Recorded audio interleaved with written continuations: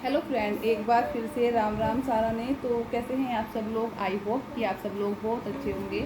तो आप सबका एक बार फिर से बहुत बहुत स्वागत है आपके अपने यूट्यूब चैनल परी ब्लॉग में। तो फ्रेंड्स, आज की वीडियो में मैं कुछ बात करने वाली हूँ। जैसे आपने थंबनेल देख लिया होगा कि भाई जो रिकॉर्डिंग मैंने डाली थी ना मनोज भैया की, और जिसमें कुछ लोगों की सच्चाई सामने आ गई थी, तो कुछ लोग चाहते हैं कि वो वीडियो डिलीट कर दी जाए, वो रिकॉर्डिंग डिलीट कर दी जाए। अगर वो रिकॉर्डिंग डिलीट नहीं होगी तो लोगों को बदनाम किया जाएगा।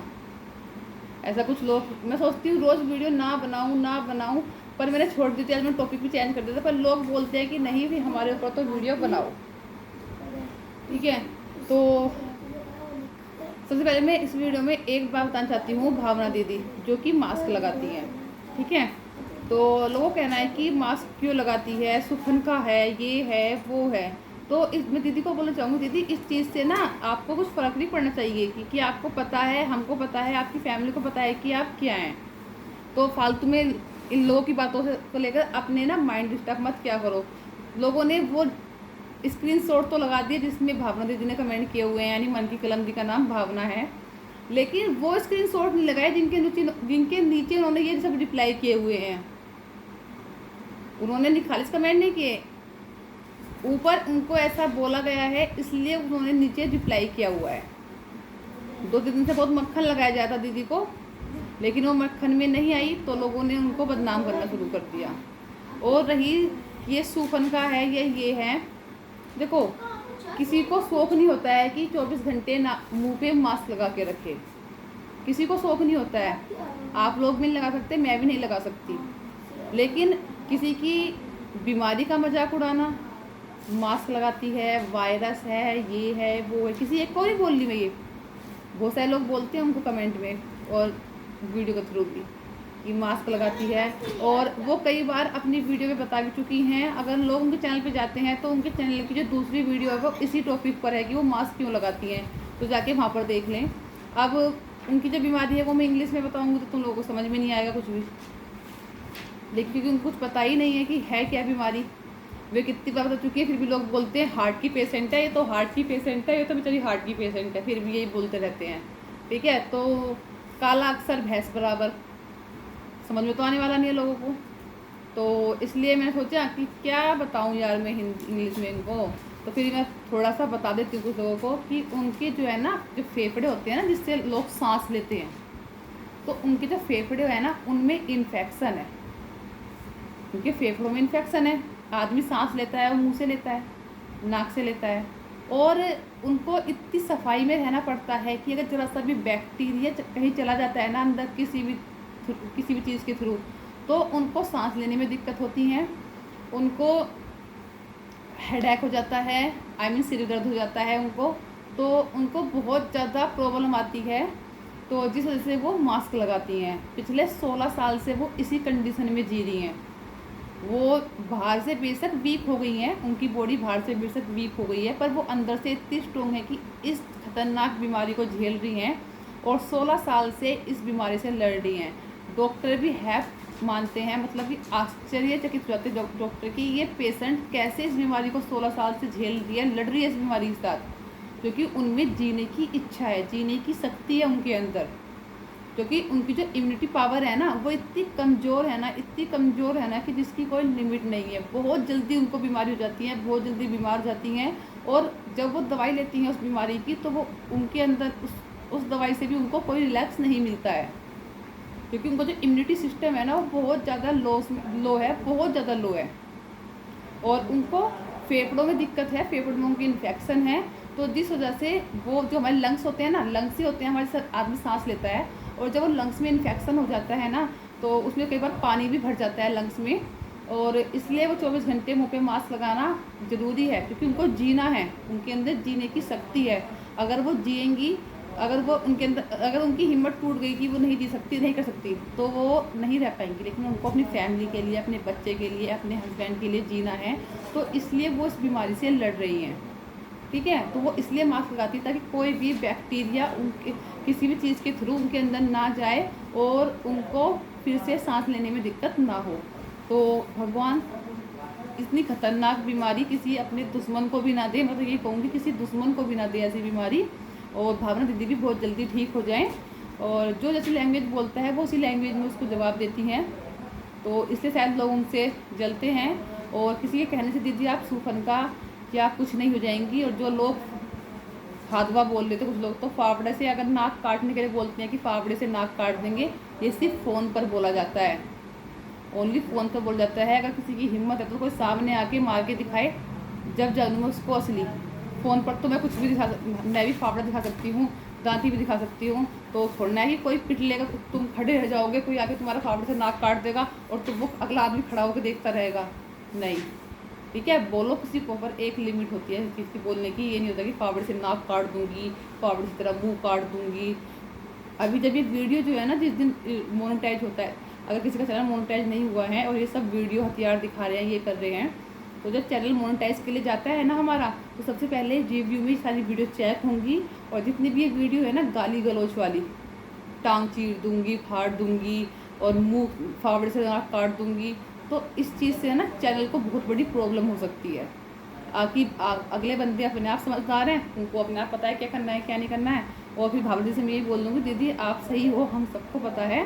तो किसी के कहने से आप झाड़ू पोछे वाली नहीं बन जाओगी, किसी के कहने से आप खीरे बेचने वाली नहीं बन जाओगी, क्योंकि आप अपने परिवार के लिए जीते हैं और आपको अपने परिवार की नज़रों में अच्छा रहना है। बाकी दुनिया है, दुनिया का कहने का काम है, वो कहती रहेगी। तो जिस शायद पता चल गया होगा लोगों को अब कि भावना दीदी को आखिर बीमारी क्या है, मन की कलम दीदी को बीमारी क्या है, वो क्यों मास्क लगा के रखती है। ठीक है, और एक दूसरी बात, भाई कल तो मुझे इतनी हंसी आई, मेरे फादर का प्रमोशन हो गया, मेरे फादर SI से IS बन गए, SI से IS बन गए मेरे फादर। और भाई मैं इतनी खुश हुई, बता यूट्यूब की एक महिला ने मेरे फादर का प्रमोशन कर दिया, मुझे SI की बेटी से IS की बेटी बना दिया। तो दीदी इससे पता लगा लो साहब, ठीक है, अकलमंद को इशारा ही काफ़ी है। तो आप बस इसी चीज़ से पता लगा लो अब कि आगे, मुझे लगता नहीं कि मुझे बोलना चाहिए इस टॉपिक पे आगे। कुछ लोगों को आपकी बीमारी से रिलेटेड पता नहीं था, तो मैंने उनको बता दिया। और सेकंड मैंने आपको बताया कि एक SI की बेटी को लोग IS की बेटी बना रहे हैं, तो आप समझ सकते हैं। ठीक है, तो आप समझ लीजिए बस, इससे आगे मैं बोलना भी नहीं चाहती इस टॉपिक पे, क्योंकि मैं बोलना स्टार्ट करती तो बहुत लंबी बात छिड़ेंगी, तो इसलिए इस टॉपिक में बोलना भी नहीं चाहती हूँ। तो आप बस इतना ही समझ, अक्लमंद इंसान के लिए इतना इशारा ही काफ़ी होता है। और ये जो आज एक नया चला है गीता गुन्नू, मतलब आदमी को पूछते हुए भी शर्म नहीं आती यार, है 52-53 साल की उम्र का आदमी, मेरे फादर की एज है 57, 52-53 साल का आदमी, मुझे लगता है मुझे अंकल बोलना चाहिए। मेरे अंकल की उम्र का आदमी एक लड़की से ये बोल रहा है कि गीता कैसे मज़े लिए, क्या क्या किया, मज़े आ रहे थे, जंगल में मंगल किया। तो आप सोच सकते हैं कि उसकी जुबान में अंदर कितना गंद भरा हुआ है। तो मैं यही बोलूँगी गीता कि ऐसे लोगों के मुंह नहीं लगते। तुम्हारे हस्बैंड तुम्हारे साथ हैं, तुम्हारी फैमिली, तुम्हारे ससुराल वाले तुम्हारे साथ हैं, ठीक है। और साथ में ये धमकी भी दी जा रही है, अगर परी लोग वो वीडियो डिलीट नहीं करेगी रिकॉर्डिंग वाली, तो हम ऐसे ही बदनाम करेंगे। अगर परी लोग रिकॉर्डिंग डिलीट नहीं करेगी मनोज भैया वाली, तो हम ऐसे ही बदनाम करेंगे तुझे, वरना परी लोग से वो वीडियो डिलीट करा दे रिकॉर्डिंग वाली। तो मैं गीता को ये बोलूँगी, जब कोई इंसान अपनी वाइफ को लेकर इतना गंदा बोल सकता है, तो तुम सबसे बड़े दुश्मन में आती हो उसकी, है ना। तो कहना है लोगों का कि यार मैं वो वर्ड बोल नहीं सकती, क्योंकि मुझे अंदर से नहीं आता कि इस चीज़ के लिए 10 साल रिलेशन में रही, ये रही, 5 साल रिलेशन में रही, तूने जंगल में मंगल किया, तूने अपनी प्यास बुझाने, वो वर्ड मैं नहीं बोलूँगी, वो बुझाने के लिए तूने ये सब कुछ किया। एक 52-53 साल का आदमी ये बोल रहा है ना। अब बोलेंगे गीता ने भी तो ये बोला था वर्षा भकुनी की वीडियो में, हमने तो इसलिए बोला। तो क्या बोलूँ मैं इस टॉपिक पे, लेकिन मैं फिर भी एक बात बोलना चाहती हूँ। गीता गुन्नू ने शादी की नवीन से, दोनों मुझसे बहुत छोटे हैं, तो नाम ही लेती हूँ उसी दिन, नवीन एंड गीता।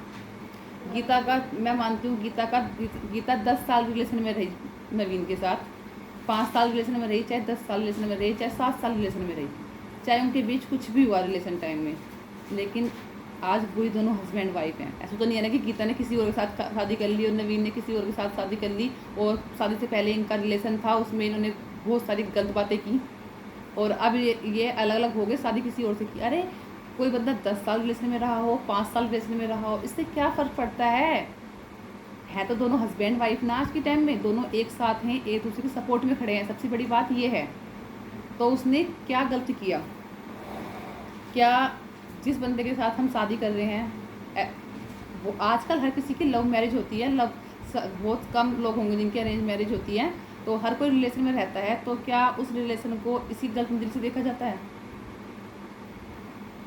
और ऐसा तो नहीं है ना कि गीता ने नवीन ने मतलब अदर कास्ट में शादी करी हो और वो एक दूसरे को लेके भाग गए हो, माँ बाप की बदनामी करा दी हो, माँ बाप के नाक कटा दिया हो, नहीं करा ना। लव मैरिज को अरेंज मैरिज में कन्वर्ट किया है, और दोनों जो 10 साल पहले रिलेशन में थे, आज वही दोनों हस्बैंड वाइफ हैं। तो लोगों की इतनी सोच, इतनी कम बुद्धि है ना लोगों में कि इस चीज़ को बयां करना भी बहुत मुश्किल है।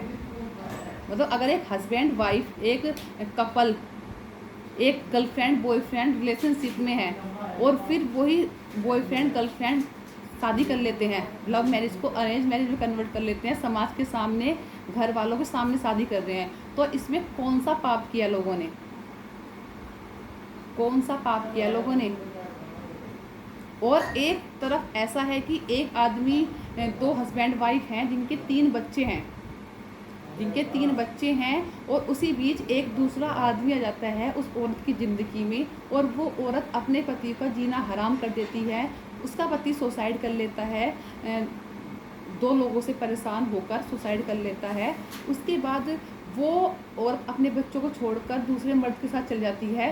तो अगर गीता ने उसके लिए ये वर्ड यूज़ किए तो उसमें गलत क्या है? जो एक सच्ची औरत होती है ना, जो अपने पति से सच्चा प्यार करती है, अगर बहुत सी ऐसी भी होती हैं जिनकी 2-2 साल के बच्चे होते हैं और उनके हस्बैंड की डेथ हो जाती है ना, वो औरत ना पूरी ज़िंदगी अपने उसी बच्चे के साथ निकाल देती है, क्योंकि जो असली औरत होगी ना, वो कभी, अगर उससे शादी हो रही ना, वो कभी किसी दूसरे मर्द के सामने ना आँख उठा के नहीं देखेगी, क्योंकि उसको पता है कि उसका जो पति था उसके लिए वो क्या मायने रखता था, उसका पति क्या था उसके लिए, उसका पति ही सब कुछ था उसके लिए। अब वो किसी दूसरे आदमी के पास नहीं जाएगी क्योंकि उसका बच्चा उसके पास है, वो सारी ज़िंदगी अपने बच्चे के ऊपर निछावर कर देती है। मैं ये नहीं कहती कि दूसरी शादी करना कोई गुनाह है, गुनाह नहीं है दूसरी शादी करना। बहुत सारे लोगों की दूसरी शादी होती है, बहुत सारी मजबूरी चलते होती हैं, लेकिन उसकी स्टोरी अलग होती है कि उनका हस्बैंड का एक्सीडेंट हो गया या फिर किसी बीमारी के चलते डेथ हो गई, और अभी नई नवीली दुल्हन है, उसकी एक बच्चा है, घर में कोई देवर है शादी नहीं, तो उसके साथ उसको शादी करा देते हैं बहुत सारे लोग। वही सब लड़कियाँ नहीं करती हैं, बहुत सी लड़कियाँ मजबूरी में कर लेती हैं, वो गलत नहीं है। तो इस बात को इस तरह से जो घुमाया जा रहा है, लोग घुमा रहे हैं जलेबी की तरह कि नहीं 10 साल रिलेशन में रही, इसने जंगल में मंगल किया, इसने ये किया, इसने वो किया, अपनी प्यास बुझाई, ये करी। अरे जिसने कुछ भी किया, कम से कम आज दोनों हस्बैंड वाइफ हैं, एक साथ हैं। ऐसा नहीं है कि उसने उसके साथ गलत किया और वो दूसरे के साथ चली गई, दोनों आज भी साथ में हैं और हमेशा साथ रहेंगे। यही होता है असली रिलेशन। और जो कुछ लोग बोलते हैं ना कि परी हमारी सबसे बड़ी दुश्मन है, तो परी दुश्मन सबसे बड़ी इसलिए है क्योंकि परी सच बोलती है, तो इसलिए परी सबसे बड़ी दुश्मन हो जाती है लोगों की, है ना। अरे वीडियो मैंने डाली है, रिकॉर्डिंग मैंने डाली है, तो उसको क्यों धमकी दी जा रही है कि रिकॉर्डिंग डिलीट कराओ वरना ऐसे ही बदनाम करेंगे? क्यों किसी को धमकी दी जाए? डायरेक्ट मुझसे बात करो ना, मेरी इंस्टा ID भी तो है ना तुम लोगों के पास। फिर कर देती हूँ RASHMI रश्मि MALIK मलिक 70 सब स्मॉल लेटर में लिखना है। मेरी इंस्टा ID है, मेरे से डायरेक्ट बात करो ना। और मेरे बारे में भी बहुत कुछ बोला गया है, वो मैं कल जिक्र करूँगी जो मेरे बारे में बोला गया है। ये डायरेक्ट मतलब बंदे की इतनी बुरी कंडीशन कर दो लोग, हद है यार। अरे पूरे समाज के सामने, दुनिया के सामने शादी की है, भाग के नहीं की, कहीं मुंह काला करके नहीं आई कि नवीन के साथ रह ली, उसके साथ रिलेशनशिप में रह ली 10 साल, नवीन ने अब छोड़ दिया, अब शादी किसी और के साथ हो गई। उसी बंदे के साथ शादी है, उसी बंदे की पत्नी है, आज वही बंदा उसके सपोर्ट में खड़ा है। तो फ्रेंड चलिए इस वीडियो करते हैं यहीं पर एंड, और फिर मिलते हैं आपकी अच्छी से नई वीडियो के साथ। तब तक के लिए बाय बाय, टेक केयर, अपना ध्यान रखिए। चैनल पे न्यू आते हैं सब्सक्राइब कर सकते हैं, वीडियो को लाइक कर सकते हैं, अगर वीडियो अच्छी लगे तो वीडियो को शेयर कर सकते हैं। मैं ज़्यादातर वीडियो बनाने का मतलब होता है मेरा जो सच में मददगार लोग हैं उनकी मदद करना, ठीक है। मैं चाहती हूँ कि चाहे बेशक मेरे सब्सक्राइबर ना बढ़े, देखो मेरे अगर यूट्यूब से पेमेंट नहीं आएगी तो मेरा कुछ नहीं जाएगा। 2 महीने में आए, 4 महीने में आए, 6 महीने में आए, चाहे हर महीने आ जाए, मेरा कुछ नहीं जाएगा।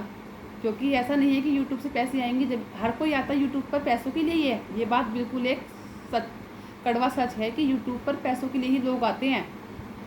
लेकिन मेरा मतलब ये है कि पैसे देखो मुझे भी चाहिए, ऐसे नहीं कि मैं बिना कि मुझे पैसे नहीं चाहिए, पैसे हर किसी को चाहिए होते हैं। लेकिन हमसे भी ऐसे लोग भी हैं जिनको हमारे से ज़्यादा ज़रूरत है पैसों की, अपने पति का इलाज कराने के लिए, अपने बच्चे का इलाज कराने के लिए।